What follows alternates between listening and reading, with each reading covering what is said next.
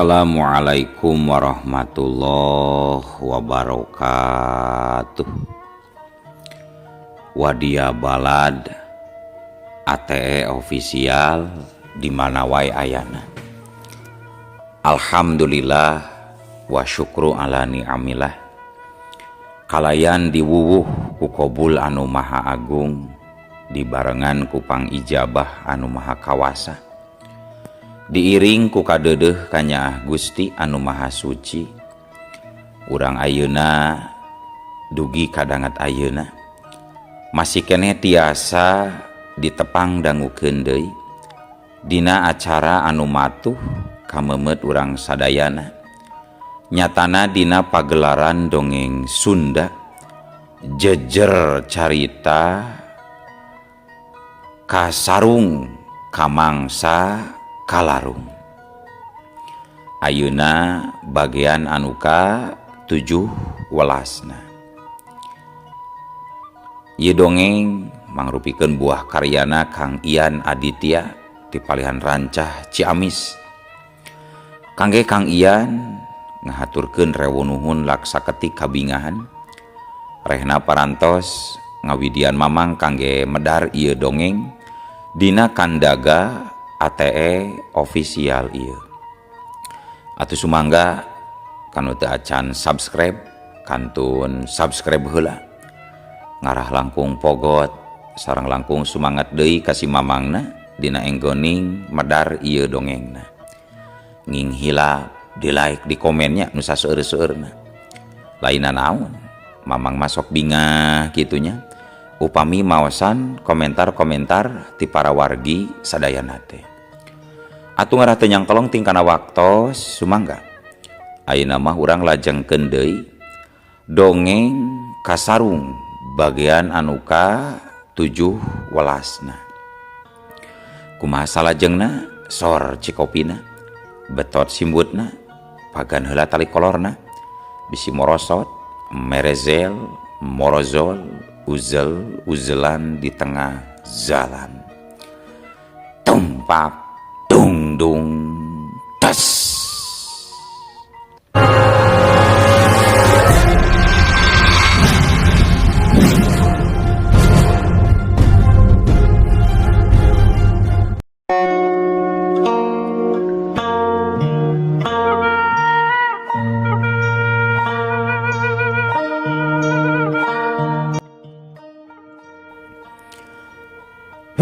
Hiu harita panarajang sidur kala ngahiuk bang baharaan rek ngancurkeun tempat cicingna Ki Permana.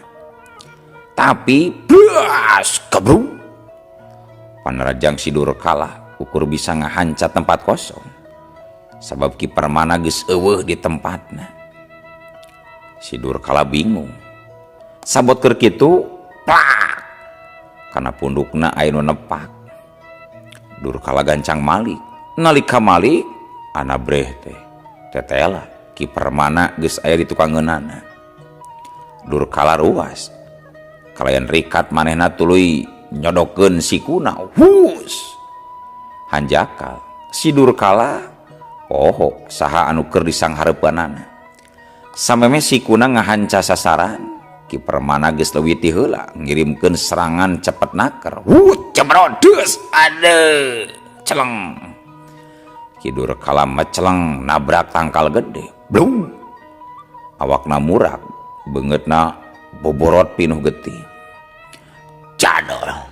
Agi-agi gelo ya. Cek si Durkala bari ambek jabawirang. Dibarung ku amarah, si Durkala ngaluarkeun ajian seuneu naraka hideung. Dua dampaleungeunna anu geus kakurung caya hideung tuluy didorongkeun ka arah Ki Permana. Wut. Hawa panas nyongkab nyeleber ganas naker. Tapi nu kasaksian ku si Durkala estu di luar nalarna. Sabab dangat harita kasaktiana bener-bener eueuh nanaonan di hareupeun Ki Permana. Ki Permana malah diuksila neruskeun dikirna. Sedangkan ajian seuneu naraka hideung boro-boro ari nepi ngajadikeun Ki Permana rubuh mah nu puguh mah kulitna teu barid-barid acan.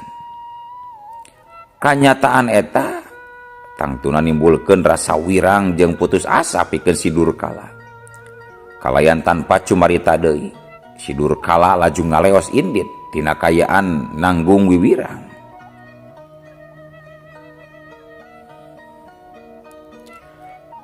Sangaleosna si Durkala katempo ka eta tempat datang tilu urang jalema anu narumpak kuda sembrani.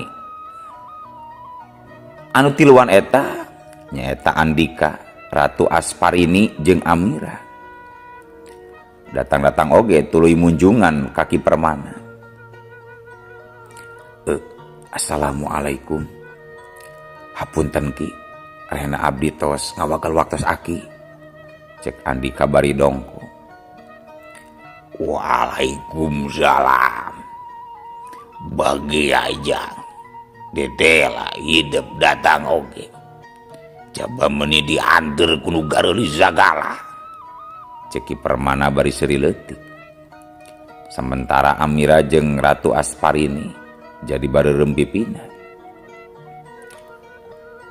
Hapunten Ki, nepangkeun anjeunna duanana teh calon bojo abdi Ki. Walon Andika ngabanyolan Amira jeung Nyi Ratu. Atuh pugoe dua wanyodaya eta jadi kaget. Mangkana duanana tuluy nyiwit Andika bari molotot. Aduh. Andika jadi muringis. Sedangkan Ki Permana, Andika, dajar maneh mata karanjang teu kepoe anu menjerang. Aduh, sakali deui hapunten Ki. Ieu sadaya sanes kauyong abdi Ki. Awas ya mun sakali-kali deui. Cek Amira bari siap nyiwit. Ki Permana tuluy nyarita ka Ratu Asparini. Nyi Ratu, aturnu hidup geus daek ganterkeun Andika ka tempat ieu. Sami-sami Ki. Walon Nyi Ratu bari ngaleret ka Amira anu nyekelan leungeun Andika. Andika, agi kudu nyaritakeun ka anjeun. Ngeunaan alasan agi nganggir hidup ka ieu tempat. Hidup kudu apal jeung kudu ngaragebkeun. Mohon Ki, kalian kabingahan abdi bade ngaragebkeun Ki. Kieu Andika, geus beh ratusan taun Aki ngadadagu hidup di Nusa Situ Panjalu. Tapi takdir malah nangdukeun urang kudu padebung lawung di ieu tempat. Tapi teu naon, mata gitu oge meureun ieu anu pangadena. Nya mohon Aki. Gaib Andika, hidup kudu nyaho. Yen ratusan taun kalarung nalika Agi keur ngalakonan tirakat. Dadang saurang utusan ti kawali anu gatelana Arya Kananga. Anjeunna masageun wasiat ka Agi supaya keris inten ieu dibasageun ka hidup. Manehna oge amanat yen hidup kudu meunangkeun warangkana. Nu mana warangkana aya di Syekh Ali. Andika kacida kagetna ngadenge caritaan ti Aki Permana. Leuwih-leuwih ayeuna manehna meunang tugas anyar deui. Tapi danget ieu rada leuwih hampang sabab satujuan jeung anu keur dipaluruhna ayeuna. Najan kitu aya nu matak bingung keur dirina nyaeta ngeunaan nagri Niskala. Sabab nepi ka danget ayeuna oge can nyaho di mana ayana nagri Niskala teh. Ki salaresna ieu teh abdi can ngartos pisan kana sadayana ieu. Na Aki terang ngeunaan ayana negeri Niskala. Sedangkan nurutkeun Aki Sastra, Syekh Ali teh aya di negeri Niskala cenah Ki. Aki bakal ngajelaskeun, sok regepkeun.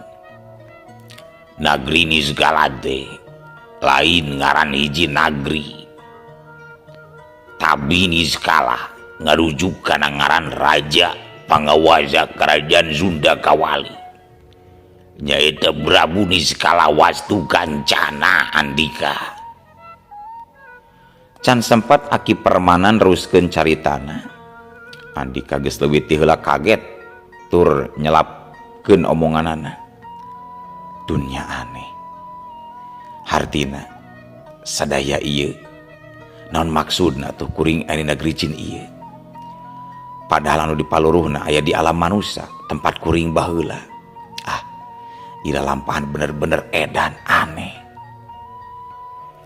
Saperti nukos kauninga samemehna para wargi. Andika teh kalangsu ka dunya mangsa kalarung kahiji mangsa antara 1200 tahunan kapengker. Nyata mangsa kerajaan Prabu Niskala Wastu Kancana, kerajaan Kawali nu aya di Tatar Sunda. Aki Permana mesem tuluy neruskeun deui caritana. Eta teh kahirupan Andika. Sanajan kadang urang ningali hiji hal siga gampang kaontal.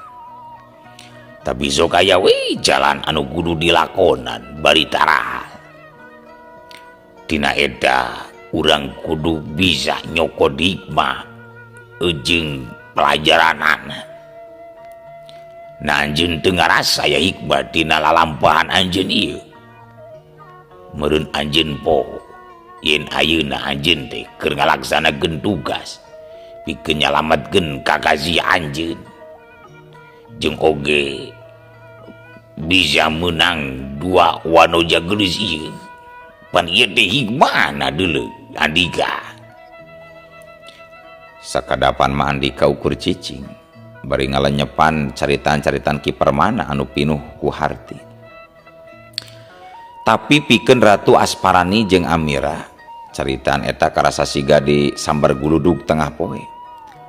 Duana jadi panasaran, saha ari wanoja anu disebut kakasi Andika ku Ki Permana bieu. Muhun Ki, upami kitu, siga nama abdi bakal tiasa tereh mulang deui ka alam manusia. Tapi sateu acana abdi nyuhunkeun widi kangge maluruh Pangeran Pasir Hideung Ki. Nah, hidup bener-bener ikhlas ninggalkeun alam jin ieu. Buah-buah kitu zote hidup mah ngarasa berat kudu ninggalkeun 2 wanoja ieu. Kitu ceuk Ki Permana. Sedangkeun Paroman Andika rada beureum bari ngaleret ka Amira jeung Ratu. Tapi duanana buru-buru ngabalieur nyumputkeun perasaan anu ngakolak dina jero hatena.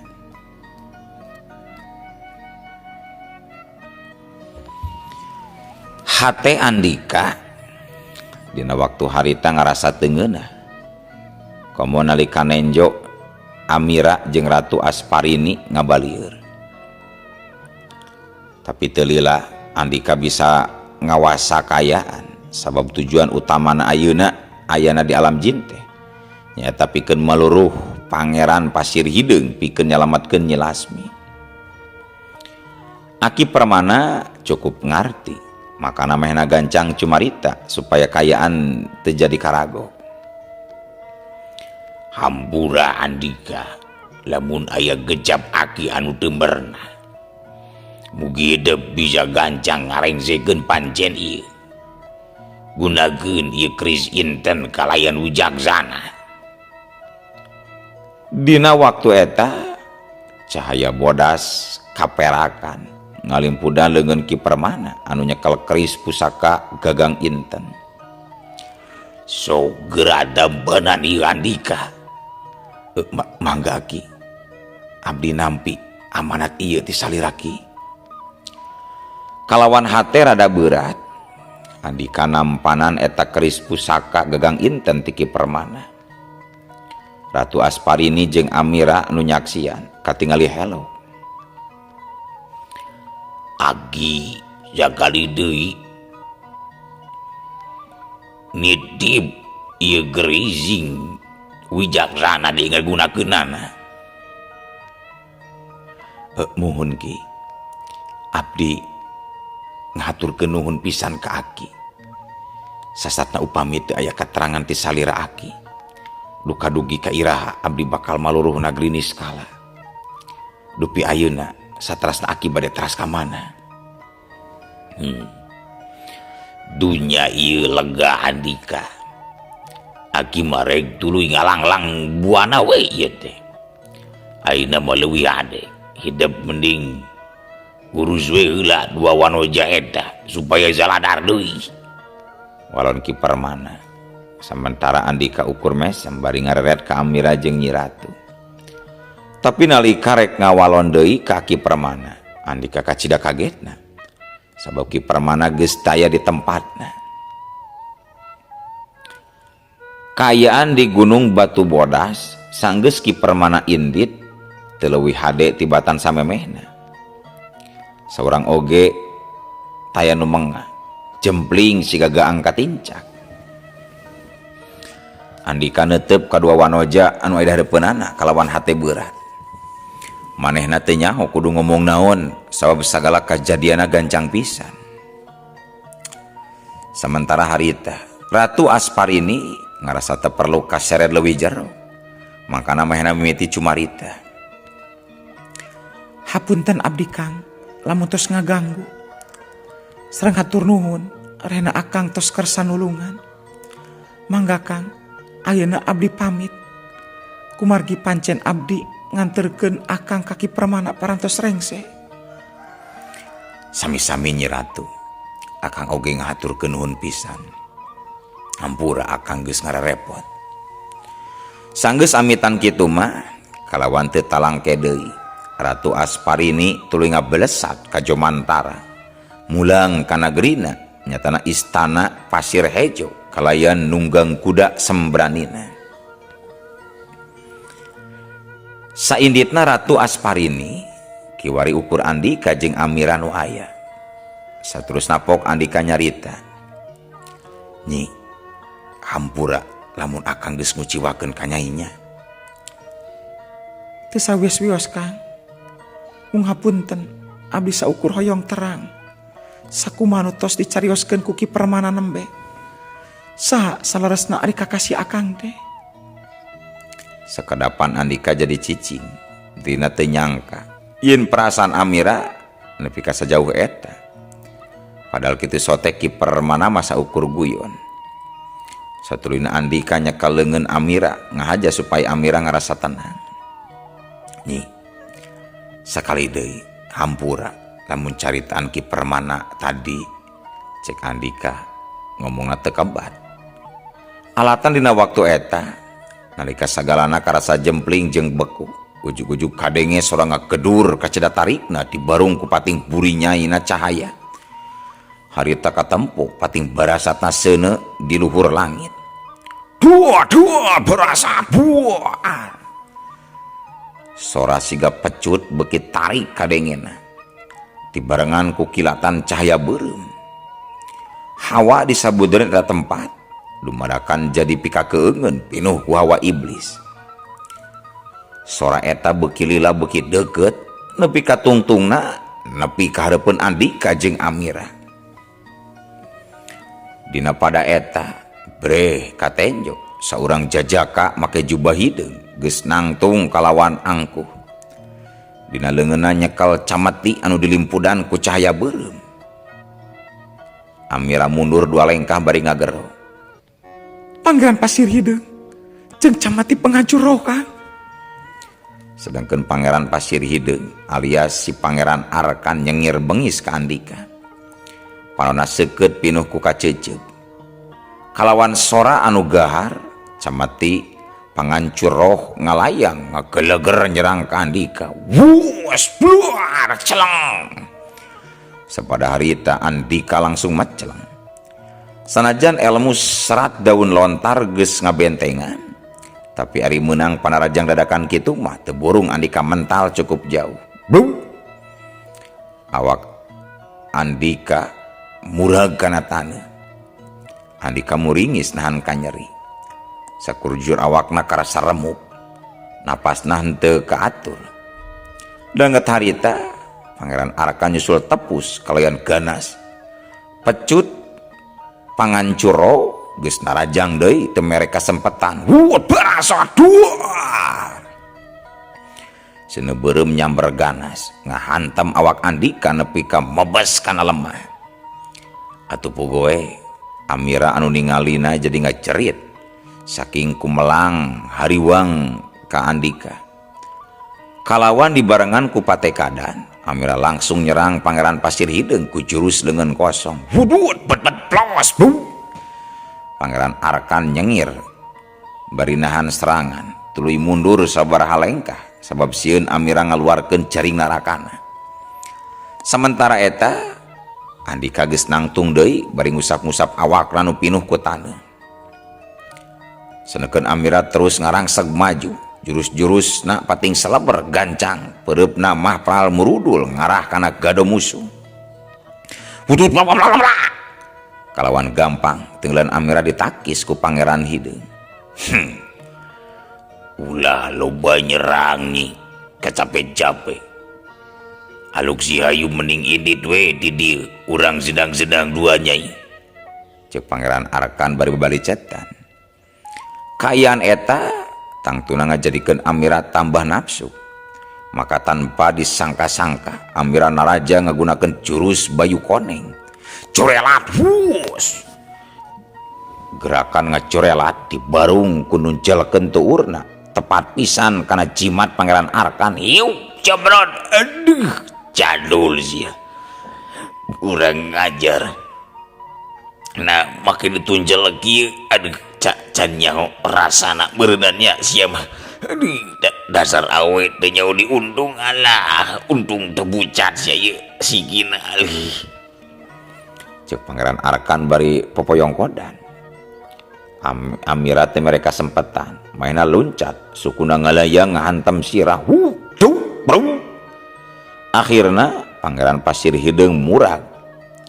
Tapi teu lila kalawan dibarung ku amarah nu ngagolak. Pangeran Hideung hudang deui barang jeung nyabatkeun pecut pangancur roh. Wudut cener. Sora ngageleger dibarengan ku sambaran seuneu nyerang sagancang angin. Blas. Ukur saeutik deui seuneu pecut teh bakal ngancurkeun awak Amira. Maka dina detik eta oge Andika laju ngablesat ka hareupeun Pangeran Arkan bari nyamber Amira sarta ngadorongkeun dua leungeunna. Duar. Sora ngageleger kadenge deui akibat bantrokna dua kasaktian. Balukarna nepi ka nimbulkeun taneuh jeung batu-batu paburincai. Pangeran Pasir Hideung jujuralitan salto sabaraha kali di luhur. Satuluyna clek nangtung deui dina batu kalawan sombong. Sedangkan pecut pangancur roh katingalina geus dilipat gandakeun kakuatanana. Dina waktu nu sarua di langit Gunung Bodas kadenge sora serakna manuk gagak. Panonna beureum hurung nyorot ka Andika nu keur nyangkeh Amira. Manuk gagak katingali teu narima. Kalawan gancang manuk gagak nyerorot meulah mega turun ka darat. Barang jeung eta sakonyong-konyong kalangkang koneng ngacorelat dibarengan ku sora kukulutus bari ditungtungan ku sri nyeri.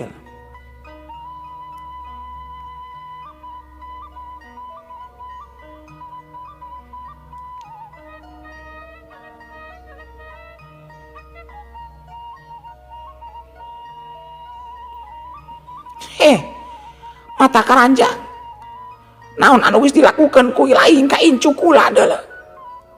Pantes we ilaing betah lila-lila jeung si Amira. Si horeng kitu we nya ngadon bobogohan, dasar kurang ajar. Ningali saha nu datang, Andika buru-buru mapah Amira. Jantungna ngagedur, komo deui nalika ningali Nyi Lasmi anu nempokeun tina luhur batu, mencerong ka dirina siga nu ambek. Nini Jinsan harita nangtung kalawan dangdanan menorna, bibirna kunyam-kunyam bari nyepah daun sereh. Andika, kunaon Amira nepi ka leuleus kitu? Naon anu geus dilakukeun ku maneh? Buah-buah. Awas lamun nepi ka si Amira nyiram. Ulah samat kaniaya si Andika. Kitu ceuk Nini Jinsan bari molotot. Nih, leuwih hade tanyakeun we ka si Pangeran Arkan. Sigana manehna anu ngalakukeunana nih. Tembal Andika bari nyengir sarta nunjuk ka Pangeran Pasir Hideung. Nini Jinsan ngagerem ambek. Kalian teu loba catur deui manehna laju ngayakeun serangan. Wuus. 5 cahaya kone ngabarasat tina 5 ramu Nini Jinsan nyerang ka Pangeran Arkan. Bluas. Ceter. Pangeran Arkan rikat muterkeun pecutna. Jeder. Seuneu tina pecut nahan serangan ajian 5 sinar batu koneng. Nini Jinsan gentak luncat bari ngalungkeun jaring naraka. Wut berat jeleng jorelat. Pangeran Arkan rikat na jorelat bari mecutkeun camatina. Wut ceter berat. Jaring naraka soeh kahantem ku pecut pangancur. Kanyataan eta ngajadikeun Nini Jinsan kaget. Panona beuki buncelik siga teu percaya. Hehe. Nini peot. Ulah nyangka jaring naraka bisa keneh newa kaula deuleu. Geus moal mempan ayeuna mah deuleu juring. Nini Jinsan beuki ambek. Ti barungku nyalurkeun tanaga lapisan anu tohaga. Jaring naraka disebarkeun deui. Wuus. Jaring naraka jadi ngalegaan leuwih gede. Sedangkan cahaya koneng nyimbutan eta jaring. Pangeran Pasir Hideung seuri tarik bari nyabetkeun deui pecutna anu ngabeulah ke arah Nini Jinsan. Huus duar celeng. Nini Jinsan kabanting awakna ngagaleong. Sedangkan seuneu tina pecut pangancur roh ngagulung awak si Nini anu geus peot. Wut. Ukur sakadet netra sampai Pangeran Pasir Hideung rek ngahantem serat. Sinar bodas kaperakan nyambar tuluy ngancurkeun pecut pangancur. Duar. Cahaya kaperakan nyurubuk tina leungeun Andika. Dina waktu eta panon Pangeran Arkan teu ngicep nalika nenjok keris inten. Lengkahna mundur 2 lengkah tapi hanjakal keur dirina. Sabab hiji tenggelan rongkah jeung sabetan keris inten ngajadikeun manehna teu walakaya, teu mampu pikeun ngalawan. Des berat alah. Pangeran Arkan ngajorowok awakna hancur. Kakuatanna bener-bener leungit. Kaasup ilmu sihirna alatan hancur na pecut pangancur roh bareng jeung sirnana kamampuan dina dirina. Tamatna riwayat Pangeran Arkan, maka detik eta pisan manuk gagak kiwari bisa leupas tina pangaruh sihir Pangeran Arkan. Jiri manuk gagak kalobah deui kana wujud aslina nyaeta Nyi Lasmi si wanoja geulis hideung santen. Tapi sok sanajan kitu seuneu timburuna can keneh pareum. Nyi Lasmi masih keneh kabawa ku rasa timburu. Dina hatena ngagedur ku seuneu amarah tanpa ngarti kana naon sabenerna anu geus kajadian.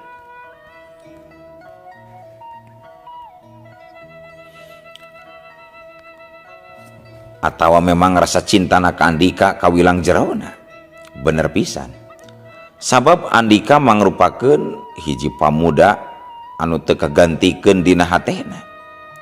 Nyi Lasmi poho yen dina hiji mangsa pangumbaran Andika di negeri 1200 tahun kalarung bisa we tereh lekasan. Dina waktu harita Nini Jinsan jeung Amira katempo silih rangkul. Duana ngarasa syukur lantaran salamet tina pati. Saturuna Nini Jinsan pok ngomong ka Andika. Andika, hampuran ini lamun tadi geus salah sangka. Hampura oge si Amira lamun geus loba ngaripuhkeun salila dina lalampahan ieu. Sami-sami nih kula oge ngahaturkeun nuhun karena nini geus ngajagar Nyi Lasmi. Nya Andika, ayeuna mah urang silih lubarkeun we. Dumasar kana hal eta, Nini jeung Amira ayeuna rek pamit. Seug ku Nini didungakeun, mudah-mudahan anjeun jeung kakasih anjeun hirup sing rukun. Walau Nini jinsan, sedangkan pikeun Amira dina hatena aya rasa nyeri anu nyelekit alatan rek paturai jeung Andika. Hate leutikna ngajerit sabab teuing iraha bisa patepung deui jeung Andika atau memang moal kungsi kaalaman deui. Tapi nalika keur kitu, na atuh ari ujug-ujug eueuh waktosna kabujeng seep wadia balad ATE ofisial. Keun atunya ieu dongeng teh urang cekapkeun we heula dugi ka dieu. Insyaallah enjing pageto baris dilajengkeun deui. Atuh ku kitu ku kieuna mamang saja amit mungkur amit mundur ti payuneun para wargi sadayana. Hayu ah. Assalamualaikum warahmatullahi wabarakatuh.